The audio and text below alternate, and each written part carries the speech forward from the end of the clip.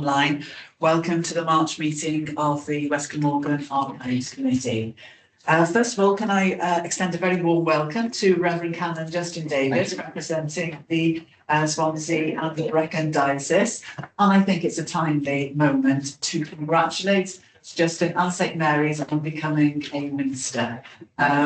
We attended an absolutely super service at St Mary's, and what a joy it was, and such a significant event for the church, but also for Swansea as well. And I think it's very appropriate that as the Archives Committee, and as concerned and as interested as we are, and the keeper of all local records, extend the Archives Committee's congratulations to St Mary's for this wonderful. Thank you, Anne. Thank you for your work. Thank you. Gareth, do we have apologies? I've got a couple of chair here from councillors Peter Buck, Lyndon Jones and Chris Williams. Thank you very much. And I should mention that it's Janet's last meeting, but I will reserve some thanks to the end, but for everybody to be aware, it is actually Janet's last meeting of Archives. We'll come to you at the end, Janet. Oral history training. Next up, apologies.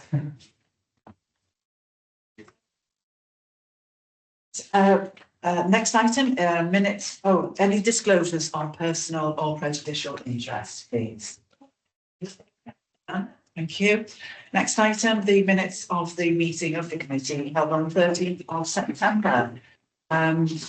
Those who are present, please may I have your approval that they are correct record of the meeting. Yep. Yes, Thank you.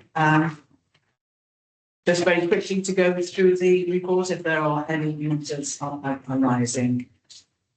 Andrew, is there any matters arising from yourself? It's nothing for myself. Thank you. Okay. Anything from anybody else? Yes. Okay. Thank you very much indeed.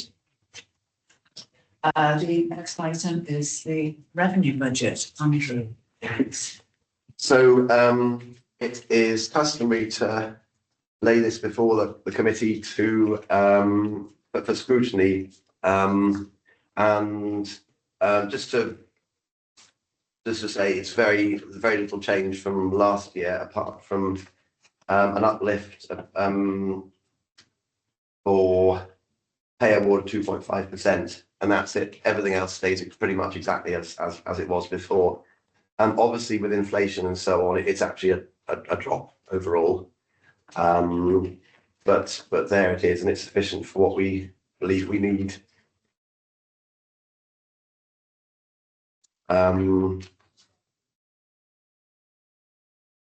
Is there any questions about it? Anyone happy with it? The report is here really for information. For information, absolutely, yes. Well.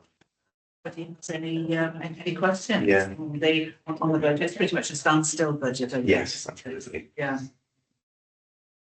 Is there anything that you want to highlight in terms of reserves or anything like that? So that comes. Oh, it does. Yes. Okay. Yes. Yeah, thank you, Chair.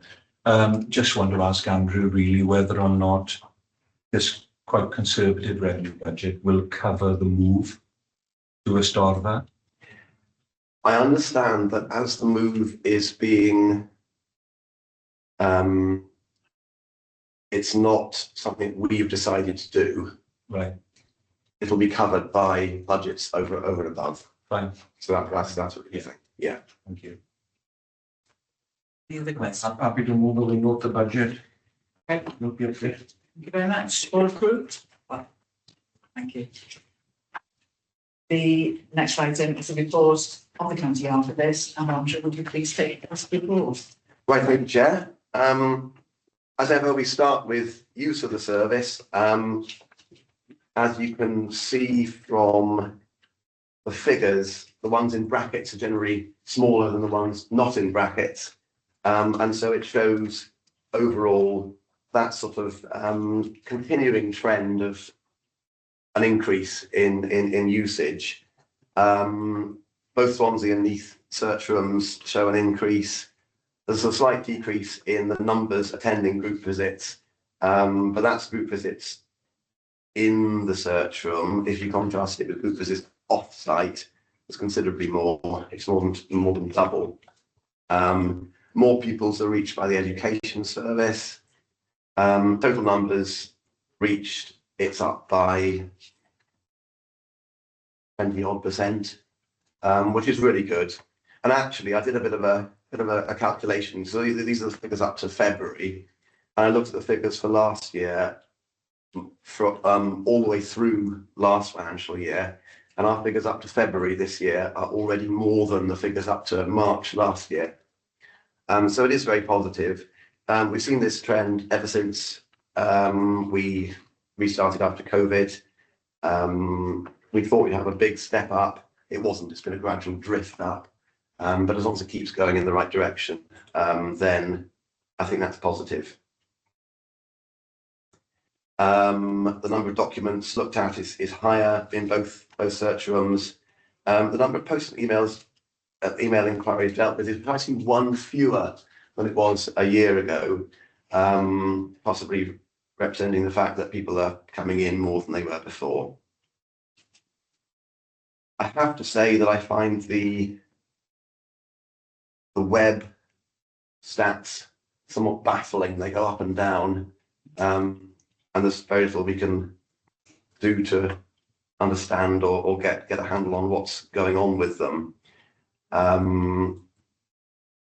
There's nothing different to our offering on the website.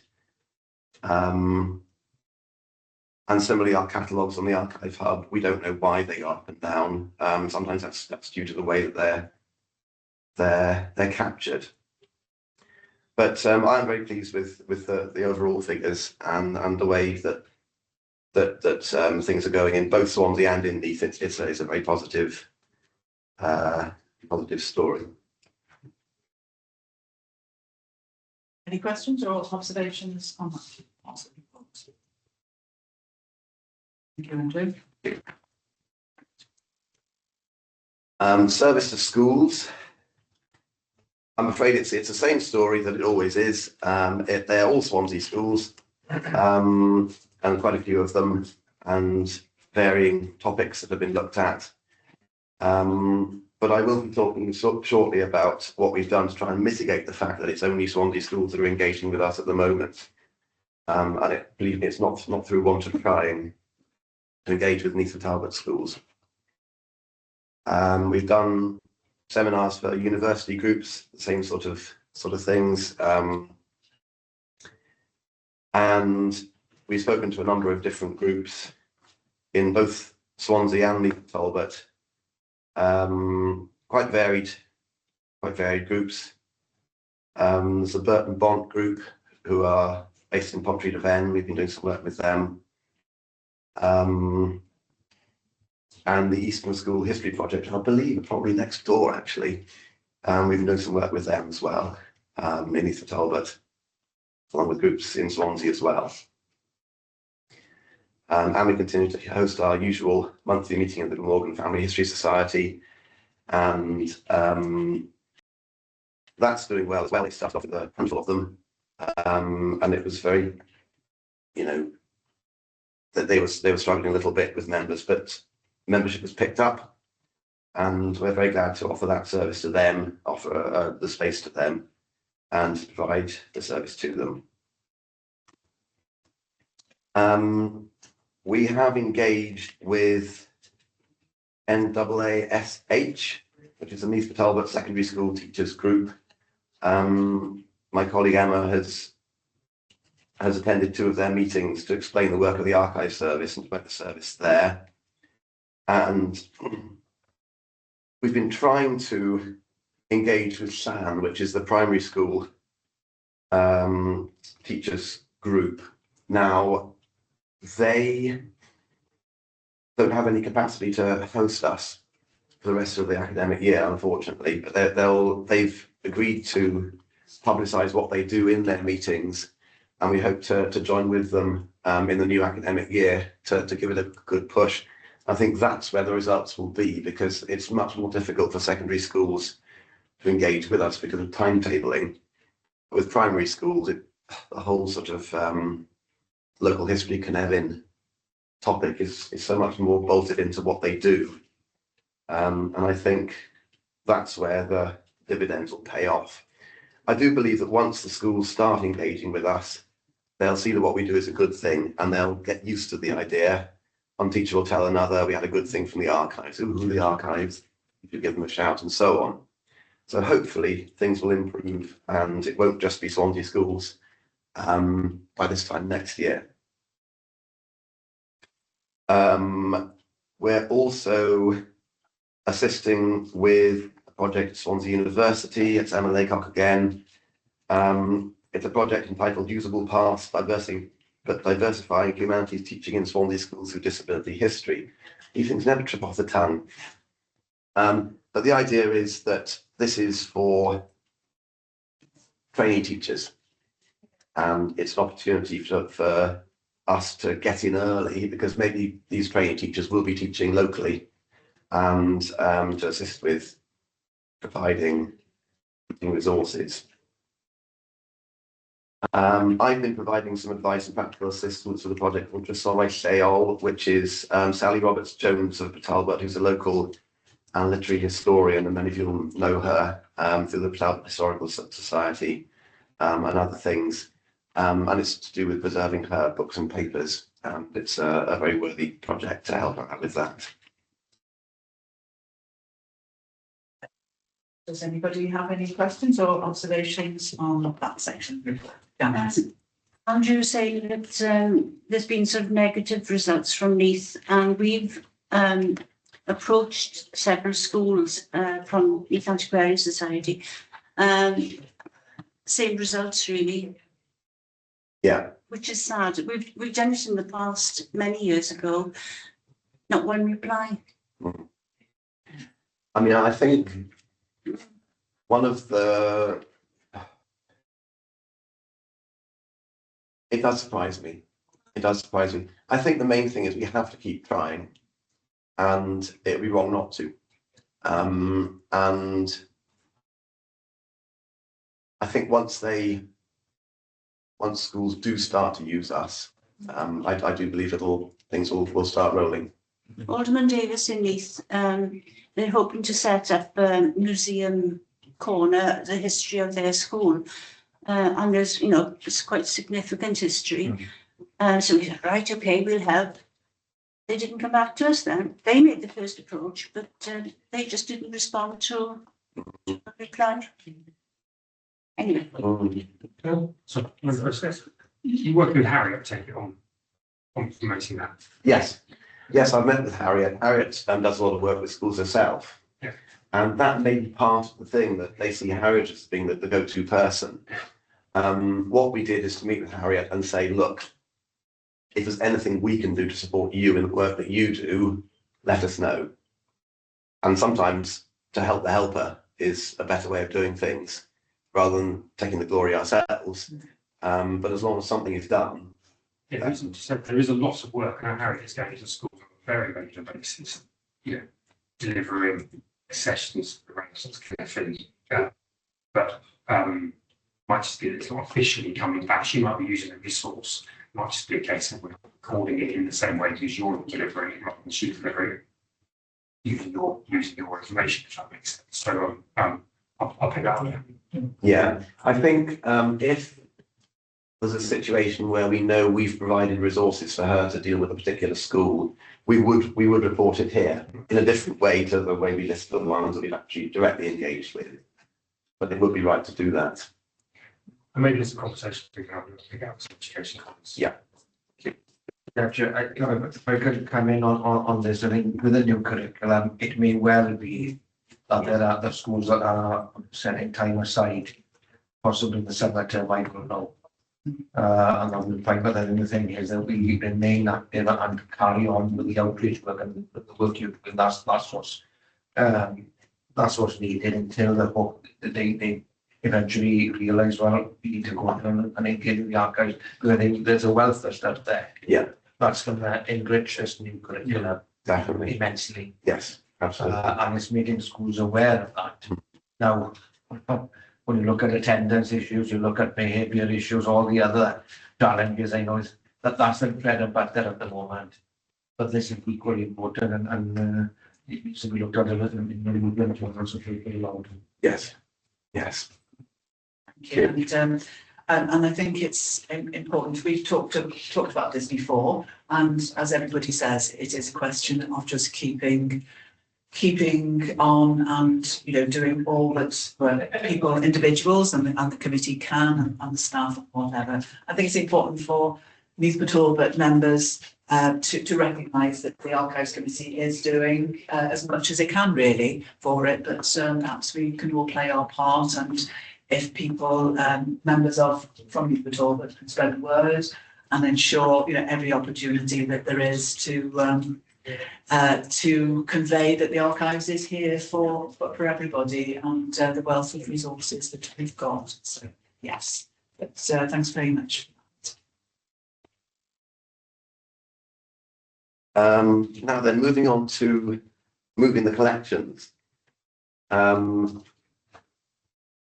Neath Talbot members had a tour around earlier on in the week, and we've had some very positive comments back from what you've seen. I was very glad to go around as well, to be perfectly honest. That's the first time I'd seen inside a SODFA since, I think it was July 2 years ago, when it was all bare bricks and very much of a building site. So basically preparations are continuing on our side in the archives for moving. We are but few. One must never forget that that we are a small staff, and we're trying to do all of these things, deal with increasing visitor numbers, do all the work with outreach and so on, and we're doing this at the same time. So we're on target to get everything ready by the end of the summer, in preparation for the move whenever that happens, probably towards the end of the year. So boxing, barcoding, and then monitoring the environment. The important thing there really is that we need to know how much moisture is in the collections. We don't want to be bringing huge amounts of moisture in the collections. Basically because a cubic metre of paper or parchment can hold bucket loads of water, whereas a cubic metre of air can hold teaspoonfuls of water. There's a massive difference. So simply monitoring the air in the strong rooms isn't the way ahead. The way ahead is to monitor what's going on inside the boxes, because that actually indicates the dampness or otherwise of the collection. So we're carrying on with that, and effectively we're putting everything into making sure that the humidity is on the lower end of the scale, to make sure we remove as much moisture from the collections as possible before moving. It's all part of preparedness for it. So the shelving plan for the strong room has now been agreed, and I've put some information there about how much space there is for our collections. It does give us an expansion space of about 20%, which will enable us to carry on collecting archives for many years to come. I think the thing to bear in mind is that where we are, where we are at the moment, we are pretty full, not completely full, but we're pretty full, and certainly there isn't 20% expansion space. So this is very welcome. And we're starting to plan where we're going to put everything in the strong rooms. One of the problems is we've got some extremely large volumes, which at the moment are stored in all sorts of unhelpful places, like up very high and down very low and this sort of thing. So there's various more awkward to produce items. So we'll be making sure that those are in places which will be safer for staff to remove and so on. And there's still a lot of work to be done around the logistics of how our move fits in with everybody else's move. And we have to bear in mind that the library has to move all its books in, and the South Wales Miners Library has to move all its collections in, and so on. And there isn't a huge amount of space for loading and those sort of things. So there's a lot of work to be done around around the actual logistics of that. And lots of unknowns for us at this stage. We'll carry on reporting about it as the position becomes clearer. Thank you, Andrew. Sorry, would anybody like to Just a questions? sort of general question, I suppose. The move of the archive, that's to the new city centre site, the former BHS. That's right, yes. I mean, actually, are you predicting that being in that more accessible location, do you think that's going to boost the number of people who'll be accessing the archives? And in that case, do you think, you know, there's a sufficient resource to enable that? Because you imagine, if you can get to something easier, then there'll be more use. How do you see that? I'm sure that will happen. I mean, if nothing else, whenever anything new like that opens, you get a lot of people who are curious, they want to see it. I think the same was true of Neath Library when it first opened, wasn't it? It was, a lot of people came. And I remember when the Civic Centre, when Swansea became the Civic Centre, we were part of that in 2007, our numbers went up like that, inevitably. There'll be lots of publicity around it. In terms of resourcing it, we will deal with it as best we can. We've been through busy times and quiet times. I see it for 3 decades, and we know we'll do our very best to make sure everyone's seen. And because there's going to be other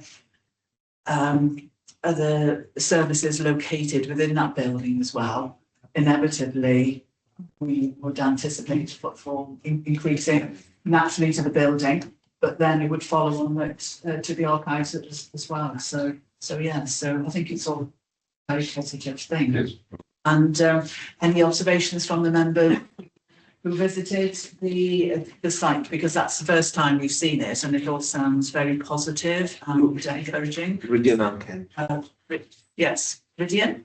Yes, thank you, Chair. Unfortunately, I had other commitments on the visit to Astorga, and I was gutted I couldn't make the visit.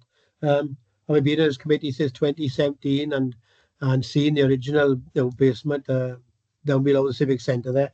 I wonder if we can sort of initiate another visit closer to opening time or when you're open now. I hope you can do that so we can see it. When it's open, absolutely, we can put on lots of visits, and I see that as being an important part of what we'll be doing.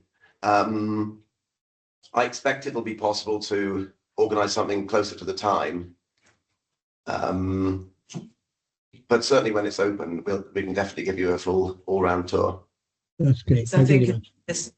this initial visit has been very much one of providing reassurance to the committee and actually having, because it's been impossible to visit so far, but at least having that first impression as to what it's going to be transformed into. And it sounds as though it's all extremely positive, 20% more storage, and things like that, which is all as well for the service. So when everything is up and in place, it's all very much a bit of a shell still, I think, isn't it? That will give a real picture of what it's going to look like. So yes, we will need to do that, and it's very exciting. I'm sure that yeah, sure your staff are looking forward to it. And can I thank your staff on behalf of us all, because this is a mammoth job. Moving everything or putting everything together in ready for the move on top of the day job as well. So as you rightly said, there's only a few of them doing a fantastic job. So thank you very much. And yes, it's going to be a tough couple of months coming up, isn't it? As the nearer the date approaches, the more you have to do. So it's excellent. So, Thank you very much. And I'd just like to say I work with some fantastic people. yes. Councillor Phillips, Chair. Thank you, Chair.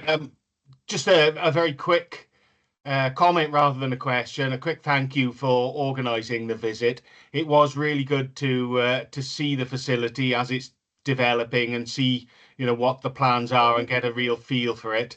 And hopefully it will boost attendance and boost awareness in its location and being co-located with the Swansea Council services. But just a thank you from me, because it really does, it really was good to get a feel for it, and it is looking great, and I look forward to seeing the work completed and visiting when it's all up and running. Thank you very much. Thank you. Thank you. King as well.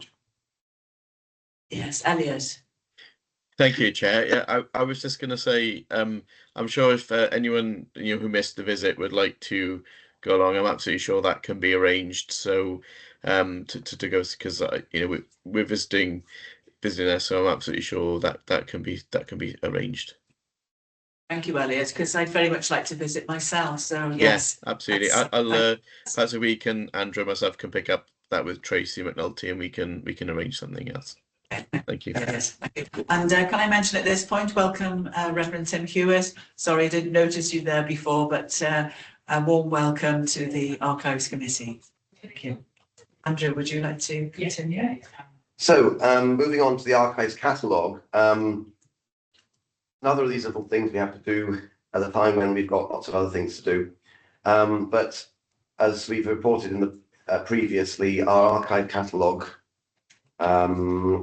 stopped working a while ago, and I'm afraid that the wheels have ground very slowly to get to a replacement. But we are,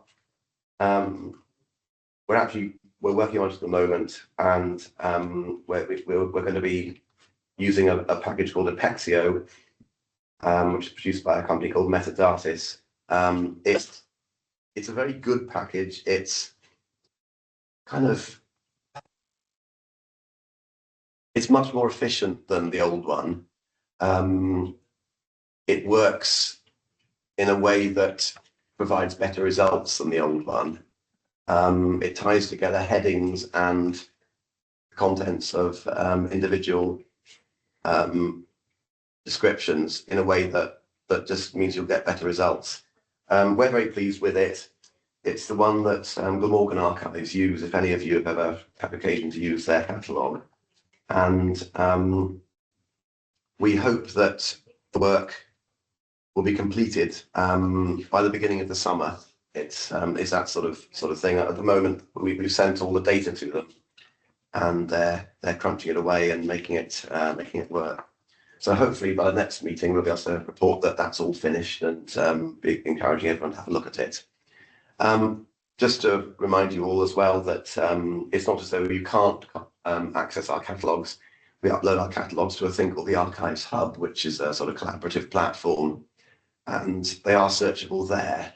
And they'll continue to be searchable there as well, basically because it gives double the coverage, and not least because both platforms will deliver results to a Google search. So someone who's looking for a thing will find references in our catalogues through a Google search, which is quite a positive thing, I think.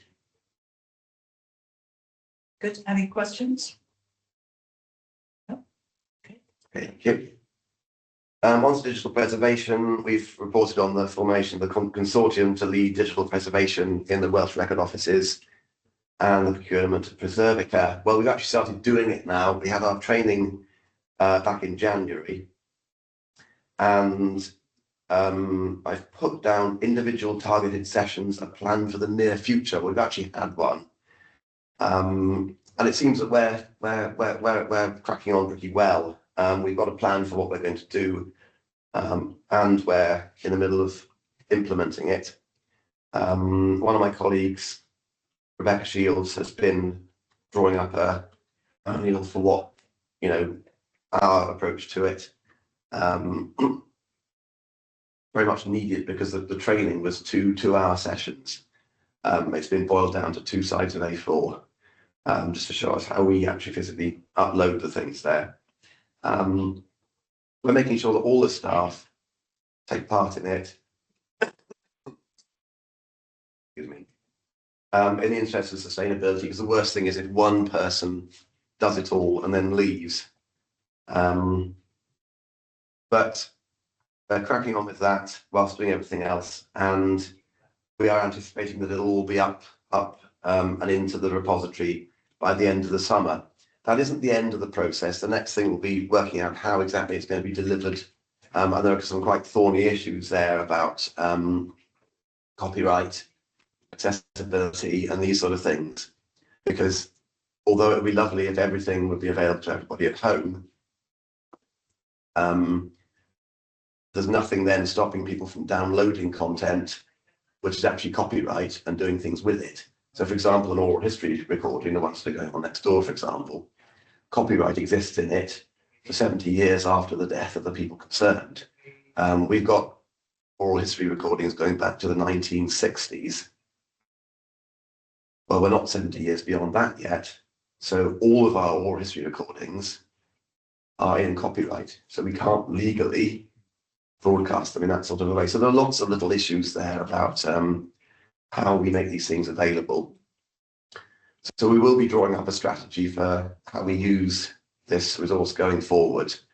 And an important part of it is to support our two councils to collect council records that are being produced digitally, because things that were produced in official files back in the day, they're simply on people's emails and SharePoints and all these sort of things. So it's quite a sort of, it's a situation where we have to think carefully about what we do and don't crowd it out with ephemera when there are really important things that need to be gathered up. So those are our plans anyway for the longer term. Questions? Do you think, just a question, do you think that given the move towards digital preservation, there will be fewer records? Because with paper records and paper files, people put anything in and perhaps not be the filtering out. But might the tendency be to have less of fewer documents being digitally preserved, or more because it's easier to do? It might be more. It's easier. We don't know yet. No. I mean, think about photography. Back in the day, there'd be a chap with a tripod and all these sort of things and glass plates. You don't put a glass plate in unless you're absolutely committed to taking that photograph. With our phone, we snap away, take 17 pictures, and just keep one of them. And the deluge of stuff is huge. And also filtering through that as well. The more you have to look through. That's right. Yeah, so it's a bit of a head scratcher, really. Yeah, it is. Good. Thank you. Thank you. So staff, first of all, the request for a vote, please. Our members are requested to permit the use of the training reserve to fund an archive trainee for next year. The training reserves are very wholesome at the moment, and there's ample to fund the trainee for the next few years. Sounds very sensible. May I have a proposal and a seconder, please? Thank you. Seconder, please. Wayne, thank you very much. Are the committee in agreement? Yes, good. Thank you very much. Thank you very much. Given all that we have to do in the next year, having the trainee in post is going to be absolutely crucial, as will be recruiting the right one. This year's archive trainee, Lily Britton, is doing very well. She's been successful in getting the place on the Aberystwyth archive course, and we'll be very sad to see her go. She made a very positive impact in her post, and she'll be taking it up in the autumn. And I think because of the sort of staggering between the end of the reporting period and when the actual meeting takes place, sometimes extra news to give, which sort of should really have been reported in the following committee meeting. But so on the 2nd of January, Amy Mitchell started work as archivist, which was within this reporting period. But I did tell you about it last time, now, because it was literally days after that we had the meeting. But she's doing very well. She's very good at listing, and is cracking on with that. Another of those situations, the post of assistant county archivist, which is my old post, that was vacant since my appointment back in June. And I've put down here, at the time of writing this report, efforts are well underway to recruit a successor in this post. We had the interviews yesterday, and the successful candidate is Emma Laycock, who is archivist, or was archivist, and is now would be my deputy. And very pleased. Emma's very competent and will do very well at this. Good. Well, we're very glad to hear that you've been able to appoint a deputy, and it's come from within the service as well. That's a very positive message, I think, that the training and development that you do within the archive service, and also the experience has obviously accounted for a lot. So please give Emma our congratulations. I will do, yes. Thank you very much. It's cute. It does, of course, mean that there's more recruitment. Yes. Perfect. Inevitably. Maybe one of these days we'll have everybody in post, but not just yet. But good, you've been able to return her knowledge and experience, which which is very positive. Definitely, yeah. Good. Excellent.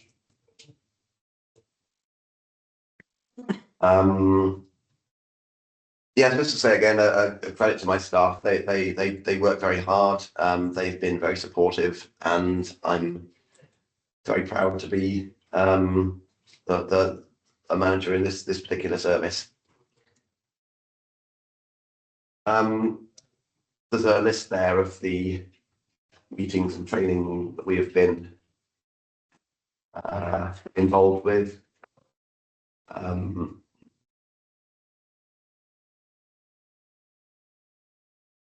And then there's a list of card collections of the appendix. They always make fascinating reading, I think, the list of collections, the eclectic nature of what is donated to archives is just so interesting. So, yeah. Any comments or observations on the latter half?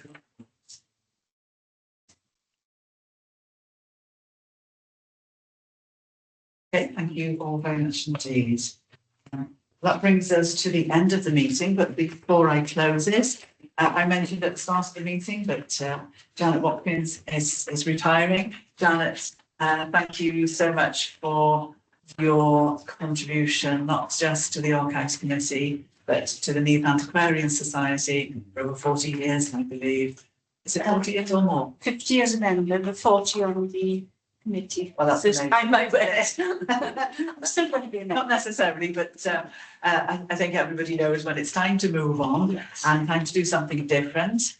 And I'm sure you've got lots of things lined up. But you've been a stalwart support of the Society, the Archives Committee, and you've done so much for local history in Neath Talbot, but supported it across the board. So thank you for your passion, for your dedication, your commitment, and the pleasure that you've given to many people in the locality through your work at the Aquarian Society.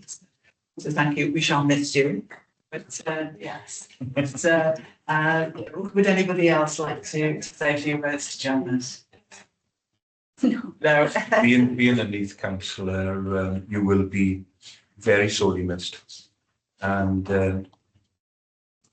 it was only when you published the most recent book by the Antiquarian Society I realised the tremendous work that you do. And I just want to say thank you as a Neath member for all you've done, Jan, and for the ongoing work of the Antiquarian Society in Neath. Thank you. I remember the welcome you gave me when I think you were on this committee before I came.